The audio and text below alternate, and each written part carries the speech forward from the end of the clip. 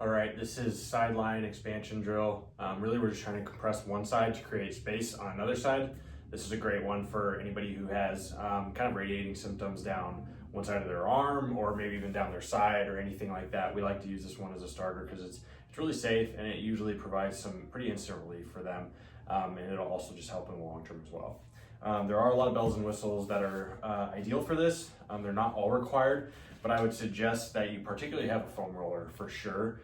The rest can be subbed, but if you have 2 yoga blocks, that's great. Again, not all required, but I'll show you the setup and then offer some suggestions for modifications if you don't have these things. You'll also need, for sure, a kettlebell or a dumbbell or something that you can hold above your head. So how we're gonna set this up, you're gonna be laying on your side. This yoga block, you could also roll up a towel. Rolling up a towel would be great for this. Just make sure it's a really thick towel. You're gonna put that right at the top of your hip, okay? You're going to put the foam roller at the top of your rib cage, okay? So about an inch or 2 below where your armpit is, okay? And that foam roller is probably not gonna feel super comfortable, and that's how it's supposed to feel, okay? This leg's gonna go straight back. This leg's gonna come up over like this, just so we're in a stable position. And we're getting as much pressure through these areas as possible. I like to put this yoga block here just so I can rest my head, okay? You don't have to rest your head. I personally like if people rest their head because then there's not tension going on. It's just not a requirement, and there's other ways obviously you could rest your head other than a yoga block.